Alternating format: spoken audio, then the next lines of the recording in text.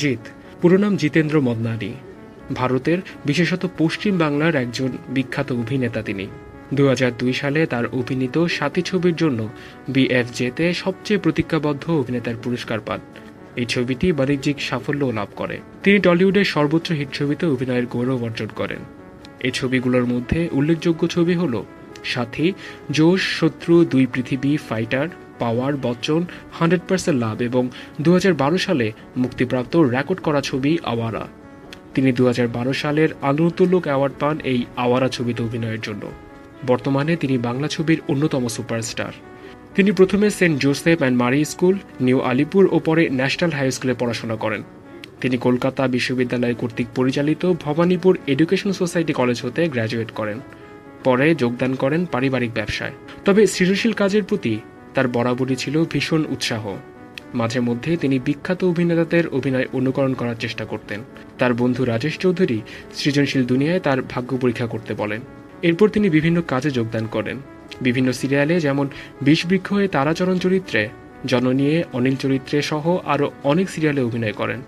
এরপর তিনি মুম্বাই যান এবং তার উদ্দেশ্যে কোনো প্রকার বাধা ছাড়াই 5 বছর সেখানে থাকেন। ছুটিতে কলকাতায় আসার পর তিনি বিভিন্ন পরিচালক ও প্রযোজকদের সাথে দেখা করেন। প্রসিনিয়াম আর্ট সেন্টার নামক এক প্রতিষ্ঠানের সাথে যুক্ত হন কিছুদিনের জন্য। এই প্রতিষ্ঠানে তিনি বিভিন্ন ইংরেজি নাটকে অভিনয় করতেন। তারপর তিনি আবার মুম্বাই যান। এবার এক তেলুগু ছবিতে অভিনয়ের সুযোগ পান। 2001 সালে মুক্তিপ্রাপ্ত এই ছবির নাম ছিল জাদু। এর পরিচালক ছিলেন দক্ষিণ ভারতীয়। এই ছবিটি তাকে তেমন একটা পরিচয় এনে দিতে পারেনি। 2001 সালের অক্টোবরে তিনি আবার কলকাতায় আসেন। এবার পরিচালক হরনাথ চক্রবর্তীর কাছ থেকে দেখা করার প্রস্তাব পান NT1 স্টুডিওতে।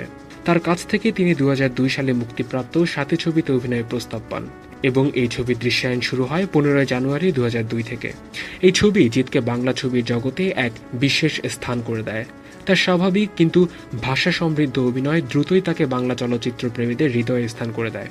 যদিও তিনি রোমান্টিক চরিত্রে অভিনয় শুরু করেন, ক্রমশ তিনি একজন অ্যাকশন হিরো হিসেবে আত্মপ্রকাশ করেন।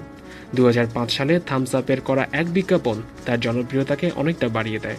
2012 সালে তিনি একজন সফল প্রযোজক হিসেবে সমাদৃত হন তার অভিনীত 100% লাভ ছবিটি প্রযোজনার মাধ্যমে। তার পরের ছবি আওয়ারা আগের অনেক রেকর্ড ভেঙে নতুন রেকর্ড করে। এর মাঝে শ্রাবন্তীর বিপরীতে অভিনীত দেওয়ানা এবং শুভশ্রী গাঙ্গুলির বিপরীতে অভিনীত বস ছবিগুলো বেশ জনপ্রিয়তা পায়।